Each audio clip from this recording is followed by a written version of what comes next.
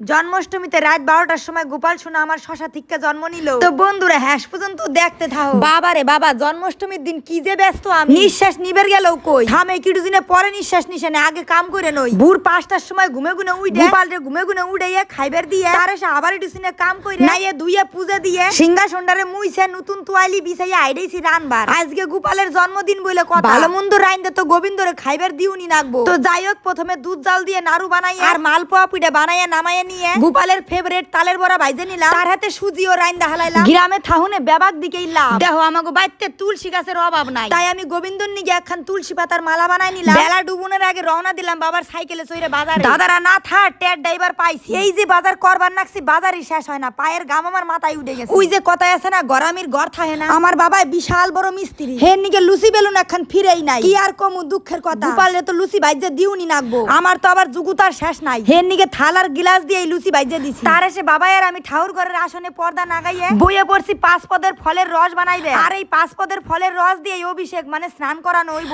রাত 12টা বাজনের আগেই না এ দুইয়ে মায়ের একখান শাড়ি পরে আইডাইলাম। তো বন্ধুরা, পূজায় বহুনের আগেই আমি তোমাকে একখান কথা কই, আমার জীবনের প্রথম জন্মাষ্টমী এইবার, তাই আমি সব নিয়ম কানুন জানি না, ভুল ত্রুটি হইলে আপনারা ক্ষমা করে দিয়েন। সম্পূর্ণটাই আমার মন থেকে, মানে মনের অগাধ ইচ্ছা থেকে। আমরা সোশ্যাল মিডিয়ায় বিভিন্ন রকমের ভিডিও দেখি যে শশার মধ্যে করে গোপালরে জন্মগ্রহণ করা, তাই আমি ফুল তুলসী পাতা দিয়ে গোপালরে ডাইয়া থুয়ে দিলাম আর অভিষেক করানোর নিগে 3টা মালা বানাই নিলাম। তার এসে যেই থালে অভিষেক করামু সেই থালে একটা পদ্ম ফুল আইকে একটা তুলসী পাতা দিয়ে দিলাম। 12টা বাইজে গেছে, শঙ্করধ্বনি উলুধ্বনি, অনেক আনন্দ খুশির সাথে গোপাল জন্ম নিল। ভগবানের জন্ম করানোর ক্ষমতা তো কারোরই হয় না, কিন্তু এইগুলো সব আমাগো মনের ভাব। তার এসে একে একে রাধা গোবিন্দ গোপাল সবাইরে মালা পরাইয়ে পায়ে তুলসী পাতা দিয়ে প্রথমে পা ধোয়াই নিলাম। এই যে অভিষেকের সময় কি যে আনন্দ, কি যে খুশি, আর এই মুখ গুনে দেখলে যে কি শান্তি। একে একে ফলের রস, দই, দুধ, ঘি, মধু, চিনি, চন্দন দিয়ে ডইলে ডইলে স্নান করাইয়ে তারপরে পঞ্চামৃত দিয়ে অভিষেক করাইয়ে পুষ্প অভিষেক করাই নিলাম। দেহ দেহ রাধা গোবিন্দ আর গোপাল সোনা গুনে এবারে চিকচিক করবার নাকছে অভিষেক করাইনের পরে। তার এসে গঙ্গা জল দিয়ে সুন্দর করে ধুয়াইয়ে নতুন গামছা দিয়ে গোপাল আর রাধা গোবিন্দরে সুন্দর করে মুছাইয়ে নতুন জামা মালা তাগা পরাইয়ে আসনটারে সুন্দর করে হাজাইয়া আসনে বহাই দিলাম। তার এসে একে একে